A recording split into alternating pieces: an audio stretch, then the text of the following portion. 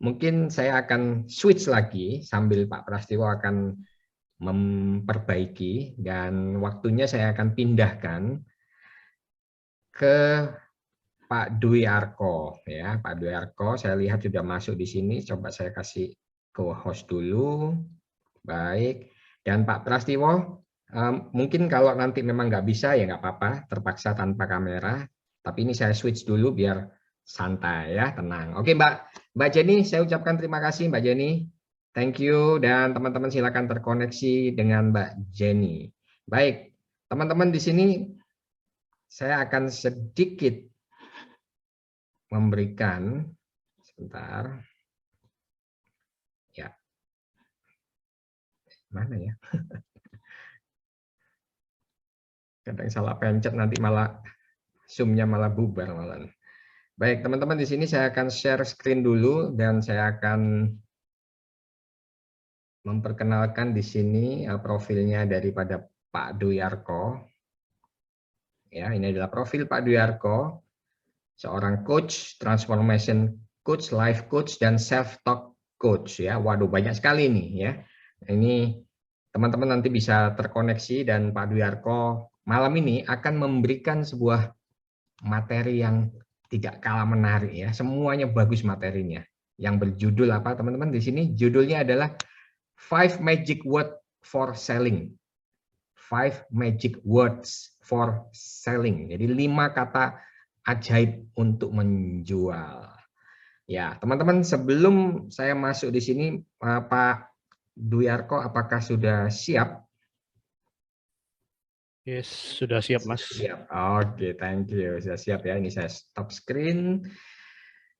Dan teman-teman, waktu dan tempat saya persilakan untuk Pak Dwi Arko. Silakan.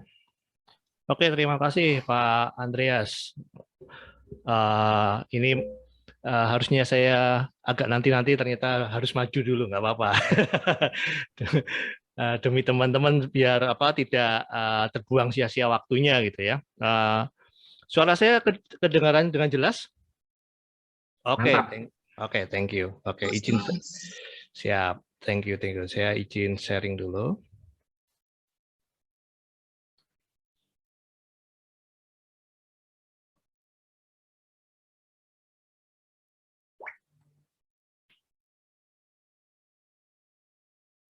Oke,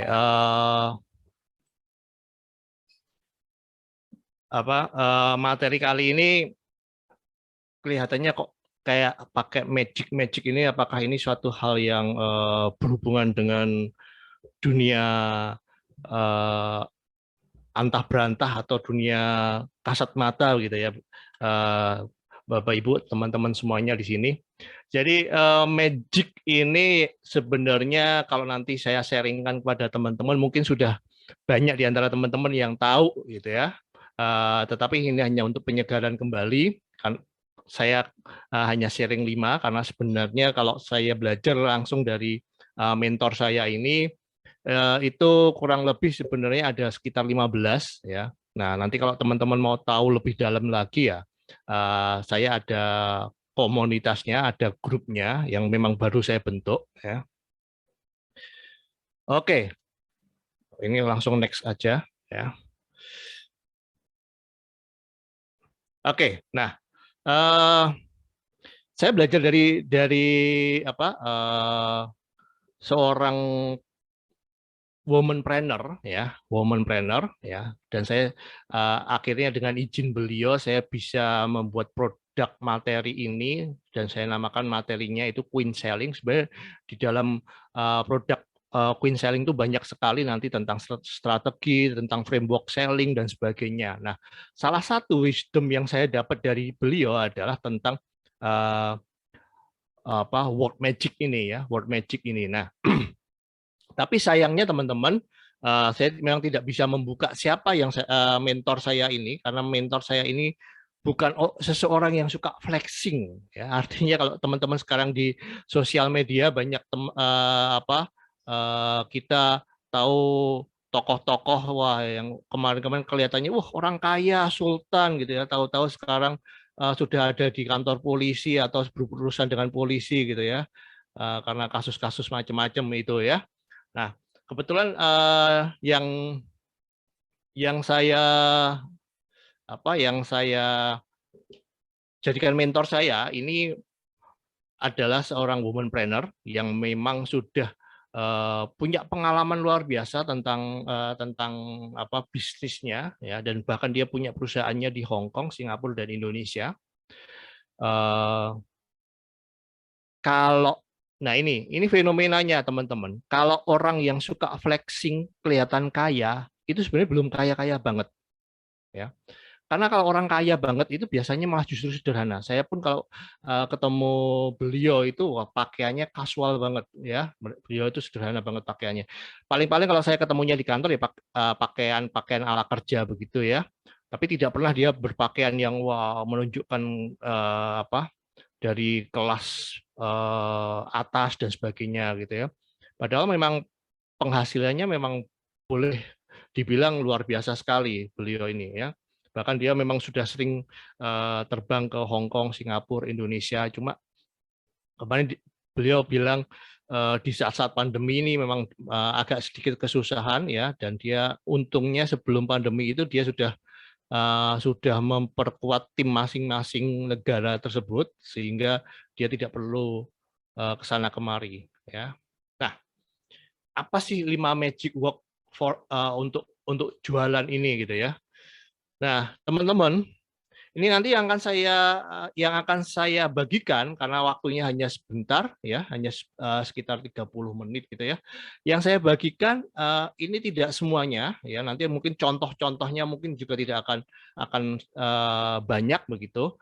Dan satu hal lagi sebelum masuk ke kata-katanya apa, saya mau menggarisbawahi di sini belum tentu yang menjadi konotasi kata itu adalah satu kata begitu ya, tapi bisa itu sebuah frase. Frase itu terdiri dari 2 kata atau 3 kata gitu ya. Itu ya. Jadi ini sebuah frase. Dan apakah ini akan bekerja? Nah, semua tentang penjualan itu teman-teman yang saya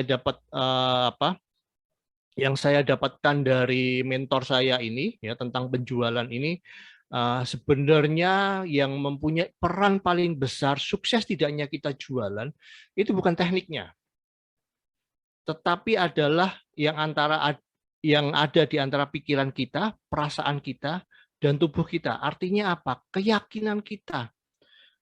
Kita punya keyakinan yang luar biasa nggak untuk jualan. Ya. Contoh cerita sebelum masuk ke materinya. Contoh cerita seperti ini.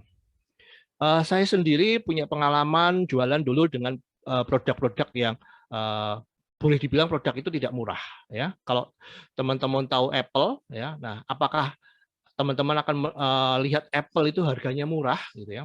Dan bahkan Apple itu ya, kalau kita bandingkan umpamanya iPhone gitu ya, iPhone kita bandingkan dengan Android HP biasa begitu ya, itu harganya jauh. Bahkan kalau kita membandingkan dengan fitur ya, itu malah kadang-kala lebih canggih punyanya Android begitu ya, dengan segala macam punya aplikasi-aplikasi di dalamnya begitu ya, yang canggih-canggih begitu. Tetapi itu tidak akan menggeser kelasnya iPhone ya, tidak akan menggeser kelasnya iPhone. Nah, yang mau saya katakan intinya adalah begini. Waktu saya memimpin di sales enterprise-nya salah satu perusahaan distribusi iPhone di Indonesia, itu kami dilatih bahwa kita punya keyakinan yang kuat bahwa kita bisa menjual produk ini. Ya, walaupun boleh dibilang harga iPhone itu tidak murah begitu ya.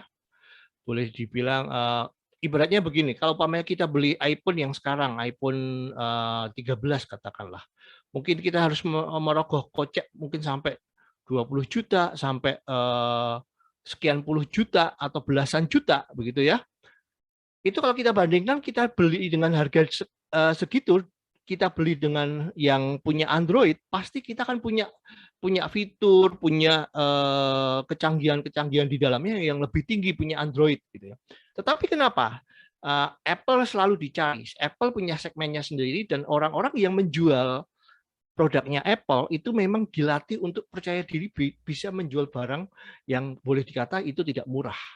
Ya, itu. Jadi semua tergantung pada keyakinan kita untuk menjualnya. Nah, apakah ini nanti 5 magic word, apakah 5 word ini atau 5 kata-kata atau 5 frase ini akan bekerja pada teman-teman?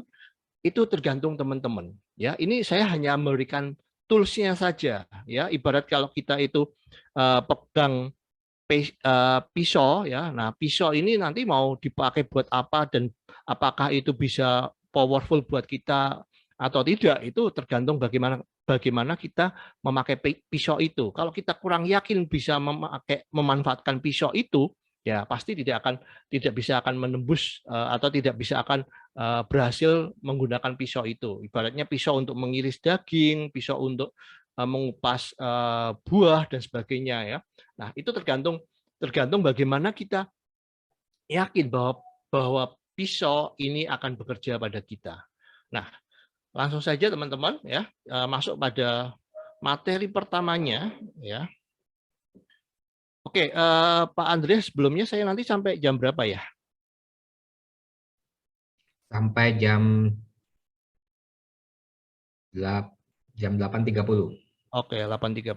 Oke, sip. Thank you. Karena tadi maju, jadi saya nggak hafal yang jadwal jam ini sampai jam berapa. Oke. Nah, yang pertama yang mau saya sampaikan di sini adalah kualitas ekspor. Nah, ini kata-kata yang biasa diucapkan oleh teman-teman sales, ya. Kualitas ekspor, ya. Kenapa kata-kata ini powerful untuk jualan? Apapun produk Anda, kalau Anda bilang ini kualitas ekspor, pasti orang akan lebih percaya. Kenapa? Karena orang Indonesia ini percaya bahwa produk-produk luar itu lebih bagus dibandingkan produk dalam negeri, produk kita sendiri. Orang Indonesia itu kalau suruh beli, wah ini produk dari Singapura, oh produk ini dari Jerman, oh produk ini dari Jepang, itu biasanya mereka akan lebih antusias untuk beli. Dibandingkan kalau bilang ini produk dari Indonesia, pasti akan mikir-mikir, ya. Nah, kalau Anda teman-teman di sini punya produk lokal, katakanlah Anda adalah pencipta produk, Anda adalah kreator produk, ya. Nah, salah satu yang bisa kita buat campaign atau bisa kita sampaikan ke pelanggan kita, bilang bahwa produk kita itu punya kualitas ekspor. Dengan kata-kata kualitas ekspor ini artinya apa? Orang yang mendengar itu, orang yang membaca campaign kita, itu akan berimajinasi, berasumsi bahwa ini sama dengan produk luar negeri, ya. Makanya dibilang adalah kualitasnya ekspor, ya. Nah, frase ini kalau ini contoh dalam sebuah percakapan, ya, sebenarnya juga ada nanti teknik-teknik di Queen Selling itu, teknik untuk membangun copywriting dan sebagainya itu juga ada, ya. Nah, kembali lagi ke sini, ini contohnya produk ini sudah masuk standar kualitas ekspor, ya. Atau sales itu, saya kalau melatih para sales, saya mengatakan seperti ini, kamu harus berani mengatakan bahwa produk kamu kualitas ekspor, ya. Kami hanya menjual produk dengan kualitas ekspor. Produk ini disukai oleh orang-orang yang mengerti kualitas ekspor. Nah, kata-kata yang ketiga ini juga lebih powerful, teman-teman. Kenapa? Karena di sini ada sentuhan ego yang dimasukkan dalam kata-kata kita sehingga begini, orang yang nggak akan jadi beli produk kita, itu kita menyamakan seakan-akan dia adalah orang-orang yang nggak ngerti kualitas ekspor. Ya, makanya kata-katanya produk ini disukai oleh orang-orang yang mengerti kualitas ekspor. Nah, dalam hati nanti orang itu kalau dia nggak jadi beli, berpikir, kalau dia mempertimbangkan, saya beli nggak ya, saya beli nggak ya, itu dia di pikirannya itu egonya, karena itu pasti akan berpikir, ini kalau saya nggak beli, ini seperti orang yang saya nggak ngerti kualitas ekspor itu apa. Padahal kalau pas mau beli ya sebenarnya dianggap butuh-butuh banget ya enggak gitu ya. Enggak butuh banget, enggak mendesak butuhnya sekarang.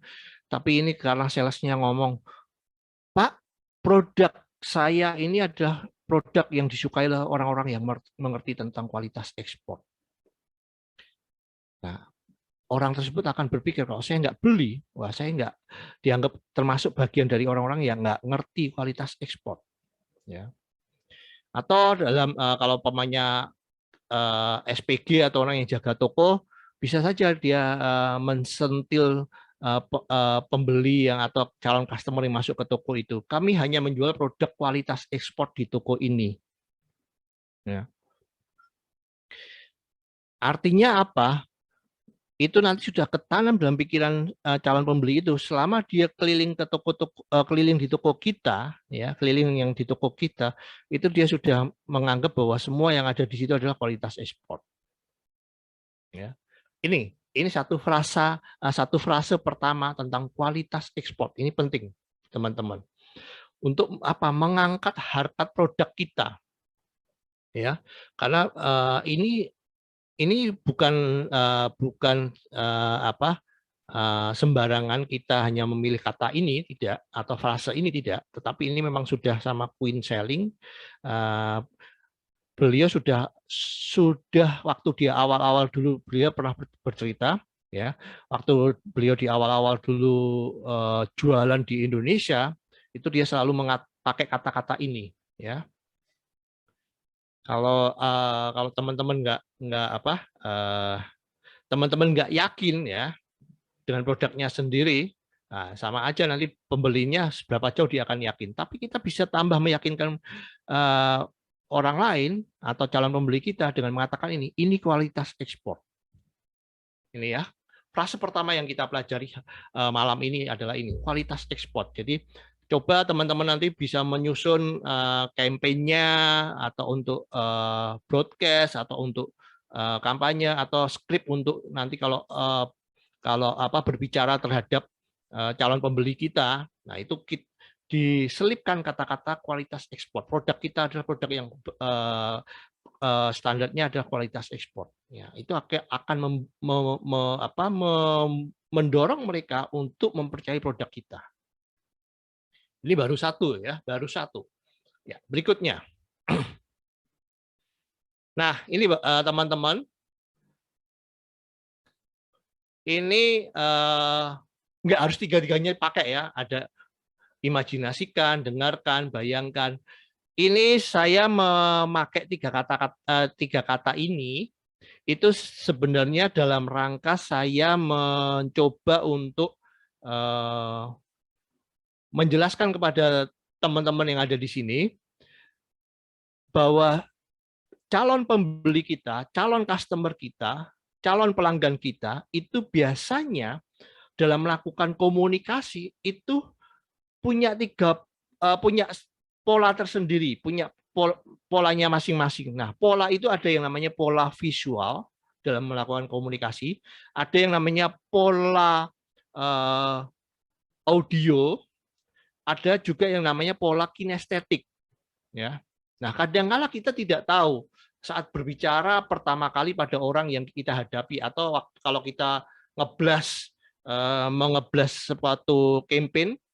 Nah, saya biasanya kalau buat campaign atau saya buat status di sosial media itu saya ganti-ganti kata-katanya. Kadang saya memakai kata imajinasikan, dengarkan, bayangkan, saya ganti-ganti di antara tiga kata ini. Karena apa? Karena saya tidak tahu siapa yang membaca ini. Ya, dari sekian ribu orang yang terkoneksi dengan saya di LinkedIn, saya nggak tahu dia adalah orang yang tipe pola komunikasinya termasuk orang yang visual, orang audio, atau orang yang kinestetik. Nah, makanya kita bisa pakai salah satu dari ini ya. Nah, kenapa ini satu kata magic? Karena ini sangat mudah untuk mempengaruhi orang, teman-teman semuanya. Ini sangat mudah untuk mempengaruhi orang. Dibandingkan kita menjelaskan panjang lebar tentang fitur produk kita jelaskan satu atau dua fitur yang mungkin mengena pada orang itu dan diminta orang itu untuk mengimajinasikan sendiri, ya, atau membayangkan sendiri.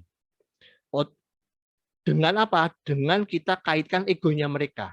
Contoh di kata-kata yang saya berikan di contoh, Pak, Bu, coba deh Anda bayangkan keluarga Anda menerima produk ini dengan rasa gembira yang luar biasa. Nah, ini kan saya sedang menyentil egonya calon pembeli saya untuk membayangkan gimana rasanya keluarga itu senyum bahagia kalau tiba-tiba produknya saya kirimkan dan diterima oleh keluarganya calon pembeli saya. Kenapa Bapak Ibu? Calon pembeli kita itu biasanya sayang keluarga, ya, atau sayang pada seseorang yang akan dibelikan produk kita, ya. Nggak mungkin orang yang datang kepada kita itu beli produk kita untuk musuhnya, gitu ya. Pasti dia mempunyai rasa sayang, rasa suka, rasa positif terhadap orang yang akan diberikan produk kita, ya.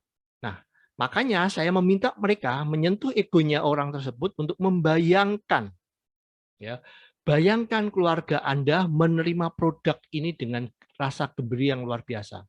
Nah, kata-kata bayangkan ini biasanya kata-kata bayangkan ini itu cocok dikatakan untuk orang-orang yang punya pola komunikasi visual, ya,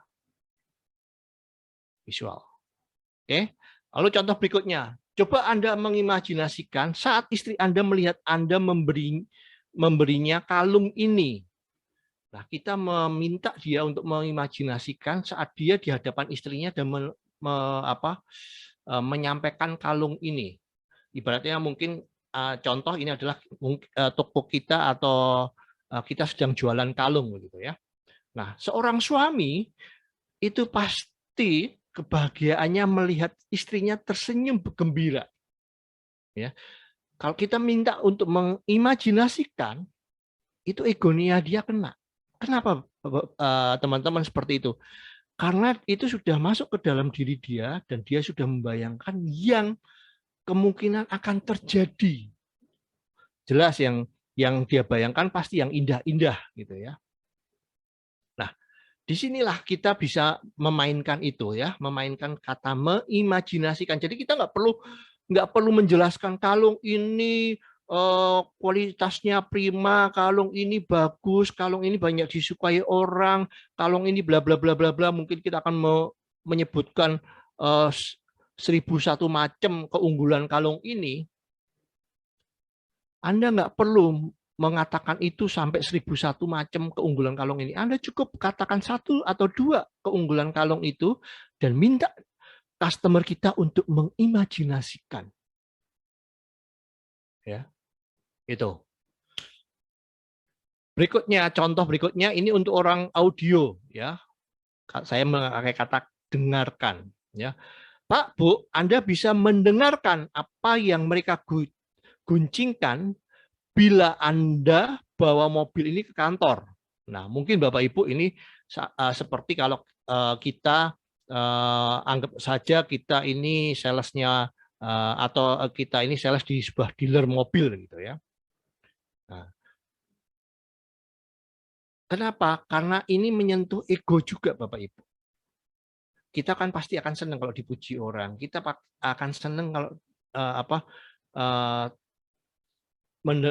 mendengar orang itu mengatakan kalau kita, wah ternyata Pak Arko kaya, wah ternyata Pak Arko punya kemampuan ini, wah dan sebagainya dan sebagainya. Seperti itu ya, teman-teman. Oke. Ini kata-kata yang luar biasa, ya. Dan ini bisa juga untuk di copywriting juga bisa, ya. Di copywriting sehingga Anda bisa nge-blast ke sosial media Anda, atau Anda sudah punya grup sehingga Anda tinggal membuat sebuah karangan cerita pendek, story gitu di sebuah grup itu dan Anda lemparkan ke grup tersebut, gitu ya. Gitu. Nah, ini kalau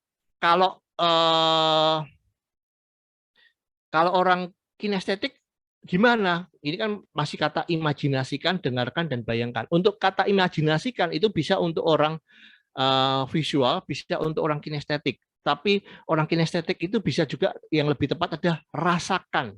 Ya, saya akan mencoba mengubah dengan contoh yang pertama dengan mengganti kata rasakan. Pak, Bu, coba deh Anda rasakan kegembiraan keluarga Anda saat menerima produk yang luar biasa ini saat sampai di rumah Anda.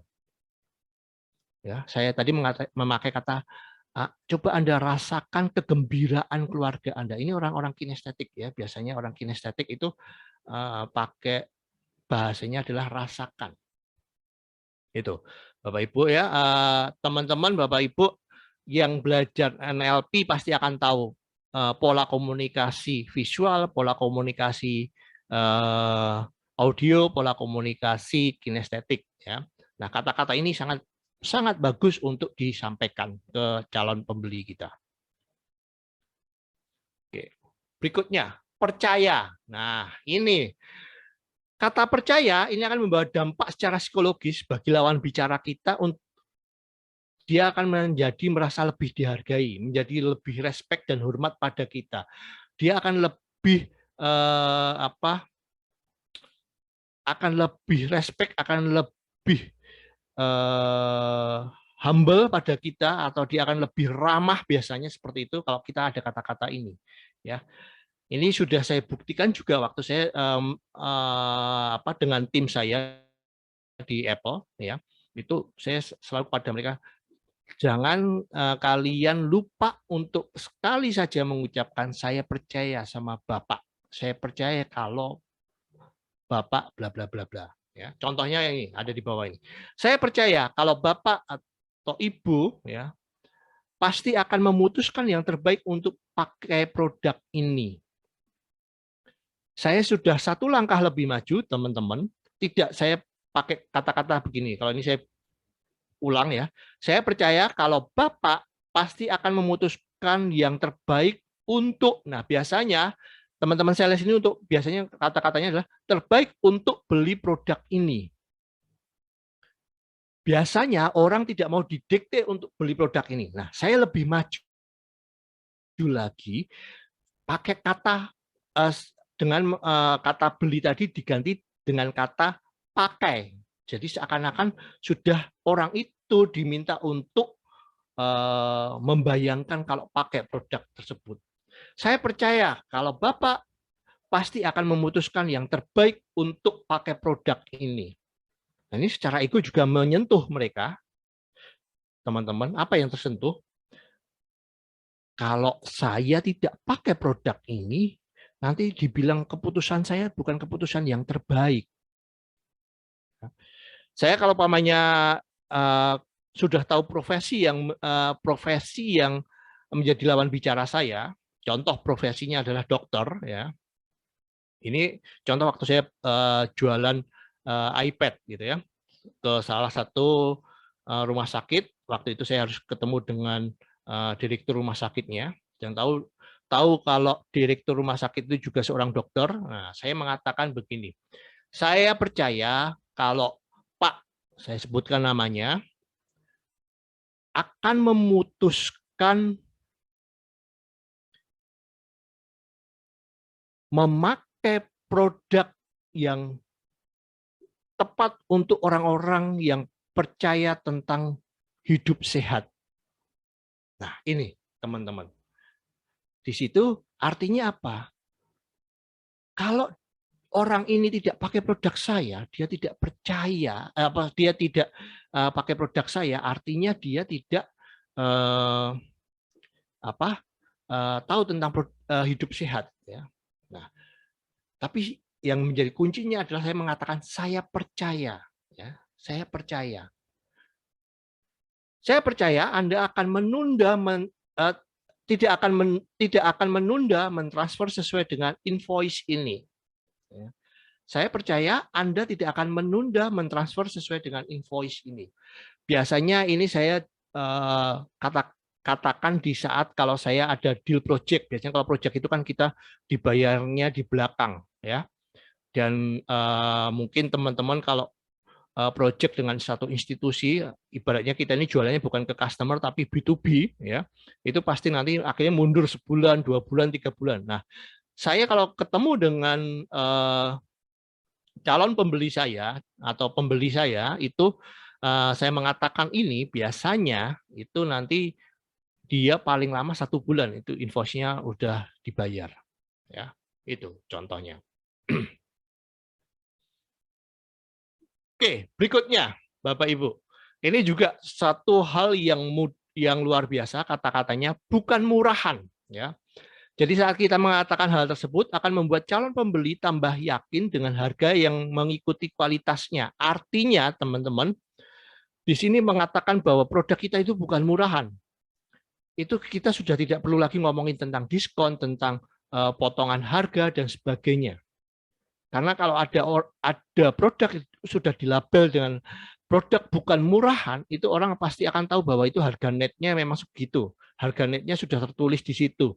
Kalaupun tertulis di situ ada kata istilah diskon, orang itu pasti akan sungkan untuk menanyakan lagi ada diskon tambahan enggak, ada bonus yang lain enggak gitu. Ya. Karena kata-kata ini, kata-kata bukan murahan ini untuk mengingatkan calon pembeli kita bahwa yang kita jual ini bukan produk murahan, artinya calon pembeli kita juga bukan orang murahan. Orang murahan itu artinya dia akan ngejar terus diskonnya, dia akan ngejar terus bonus-bonusnya dan sebagainya. Ini kesan yang muncul ya, orang yang ngejar diskon, orang yang ngejar bonus-bonusnya, ya, orang yang mengejar komplimen-komplimennya. Nah, itu apa kesan yang muncul adalah menjadi orang yang murahan. Nah, kalau kita mengatakan bahwa produk kita itu bukan produk murahan, orang tersebut pasti akan sungkan untuk menanyakan hal-hal tersebut. Ya, contoh kalimatnya. Saya yakin kalau Anda tidak mencari produk yang bukan murahan.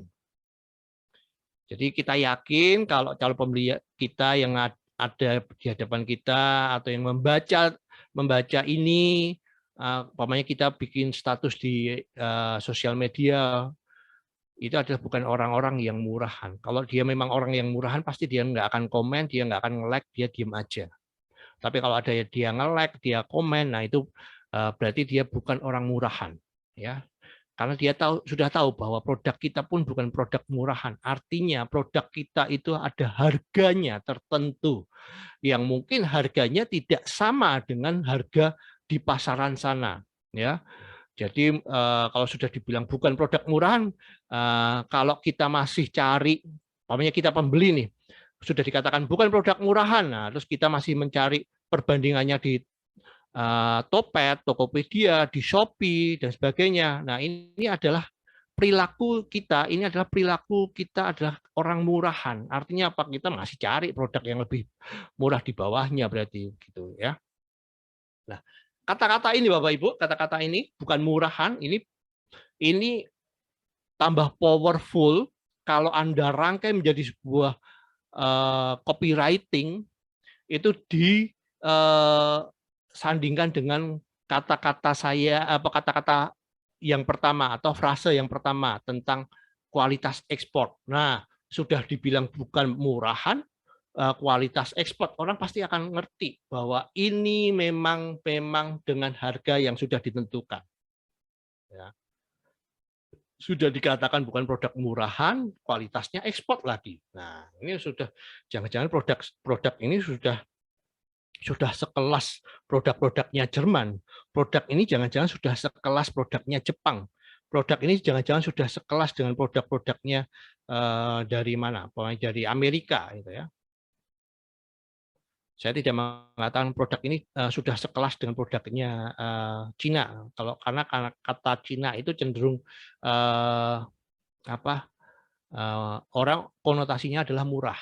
Tapi kalau Anda bilang ini Jepang, Jerman, Amerika, ya, itu orang konotasinya bukan produk yang murah begitu. Ya. Itu ya.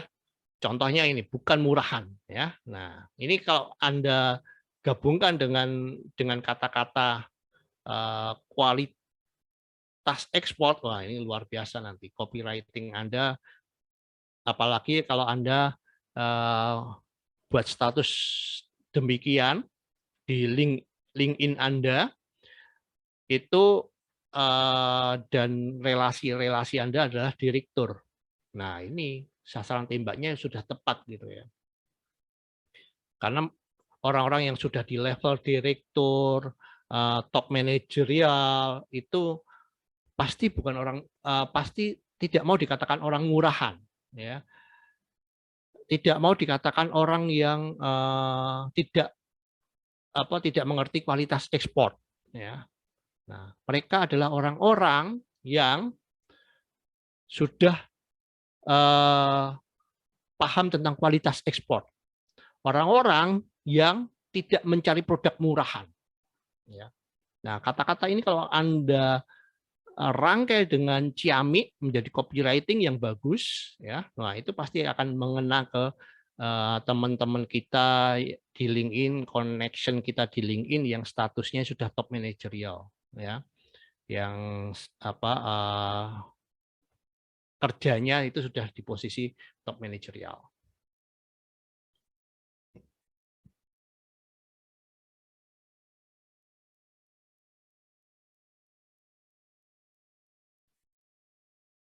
Oke, berikutnya. Nah, ini teman-teman, kata terima kasih, ya, kata terima kasih.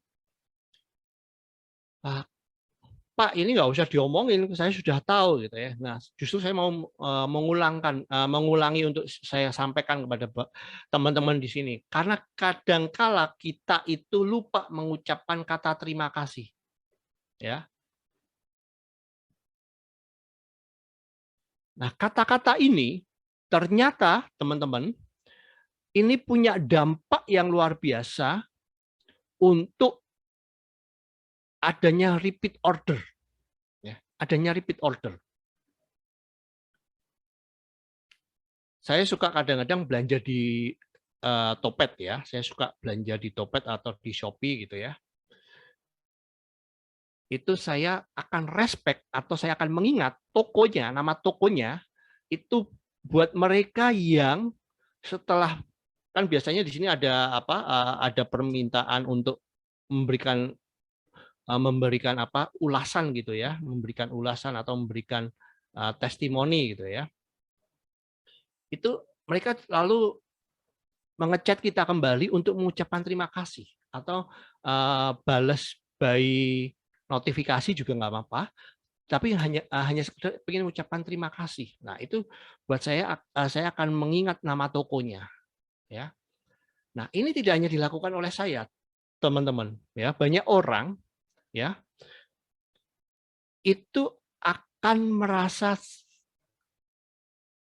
respect, akan merasa senang bila menerima ucapan terima kasih. Kenapa? Karena kata ucapan terima kasih ini buat yang menerima itu akan merasa bahwa dia dihargai satu level di atas biasa saja. Ya. Bukan status seperti orang biasa saja, tapi dia akan dihargai, merasa naik satu level, ya, diucapkan terima kasih. Anda boleh boleh rasakan, ya, ini saya contohkan karena ini biasanya ada di perhotelan, ya, saya contohkan di perhotelan. Coba Anda suatu ketika Anda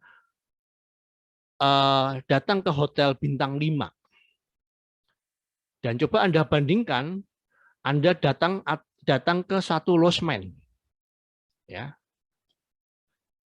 Saya tidak akan mengatakan losmen itu selalu jelek, tidak.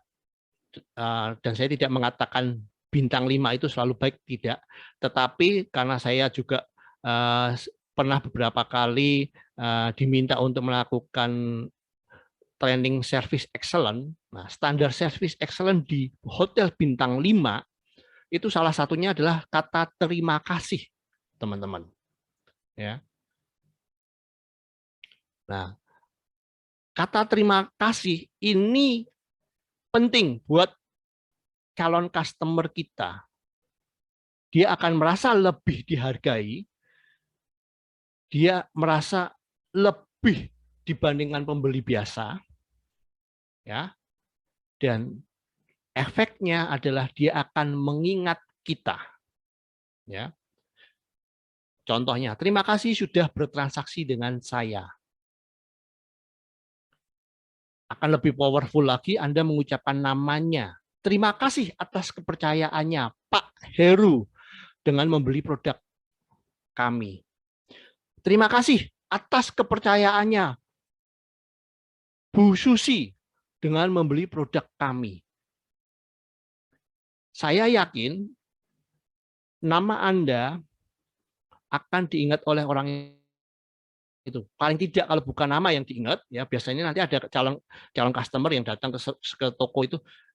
Saya kemarin dilayani oleh mas-mas yang rambutnya agak botak, orangnya tinggi, murah senyum, gini. Nah, biasanya karena apa, teman-teman?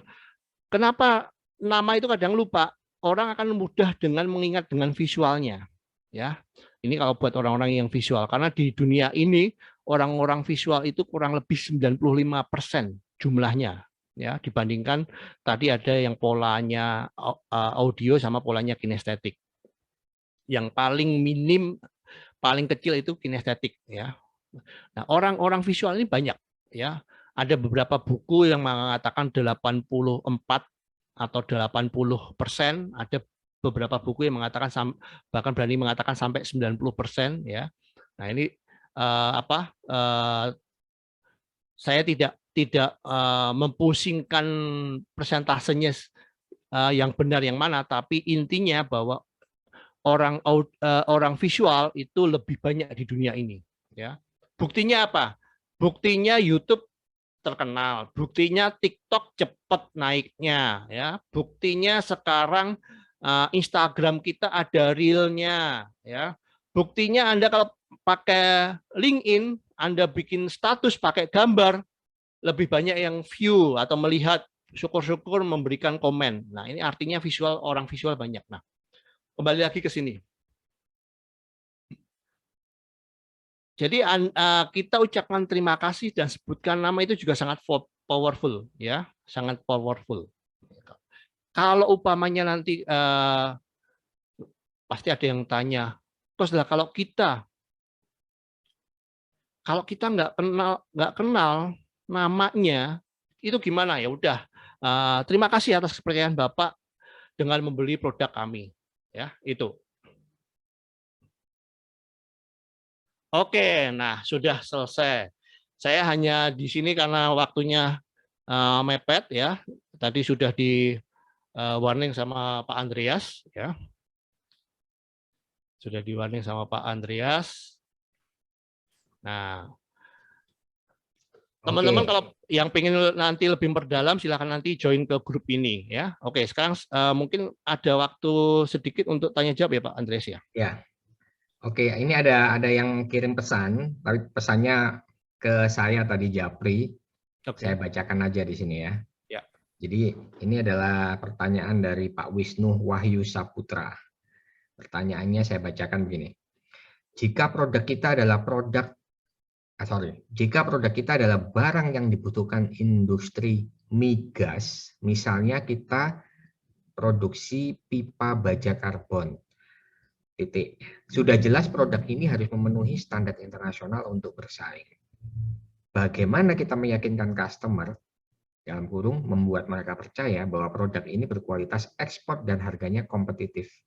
Challenge di sini adalah melawan produk buatan Cina yang harganya kompetitif. Silakan Pak Duyarko. Oke, terima kasih. Nah, ini kalau berkaitan dengan ini biasanya B2B, ya. Ini biasanya B2B ini kalau jual belinya sudah biasanya besar gitu kan, ya. Nah, kalau kita ngomongin tadi berkualitas ekspor, nah ini orang udah tahu sebenarnya Pak. Yang kita mainkan bukan di kata berkualitas ekspornya. Jadi yang kita mainkan adalah justru kata-kata word magic yang lainnya. Saya percaya termasuk itu ya. Lalu kata-kata. Nah ini kalau untuk ngelawan yang kata punya Cina tadi, gitu ya, kata punya Cina tadi, itu gunakan bilang aja ini bukan produk murahan.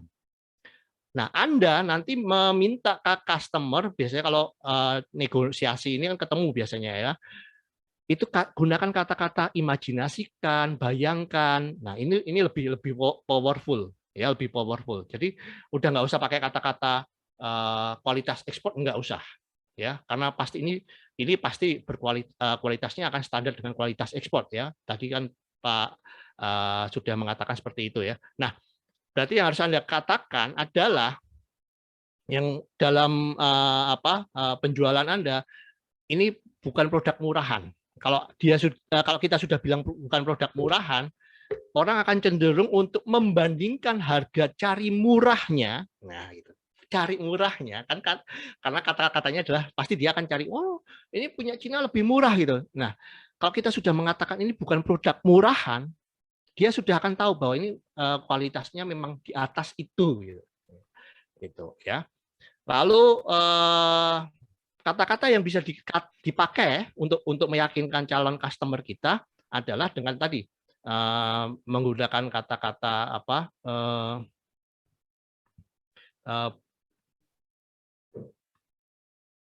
imajinasikan, bayangkan, dengarkan ya. Silahkan pilih kira-kira orang itu polanya apa gitu ya. Kita pakai kata-kata itu. Oke, itu aja Pak Andreas. Ya, oke. Ada banyak pertanyaan ini, masih ada 1, 2, 3 lagi. Oke. Ya, saya baca ya di sini dari Desi, proses selling terutama digital sangat sulit menurut saya kalau terlalu terlihat atau terbaca menjual. Bagaimana tips membuat konten yang menarik? Waduh, sulit ini. Oke, silakan Pak Dwi. Oke. Nah, konten menarik itu bisa diungkapkan dengan gambar atau video. Ya, karena saya katakan tadi bahwa banyak orang visual ya. Konten menariknya adalah bisa Anda ungkapkan dengan gambar atau video. Nah, contoh sederhana begini, Pak. Saya kemarin nemuin video sangat menarik ya. Pendek hanya 2 menit.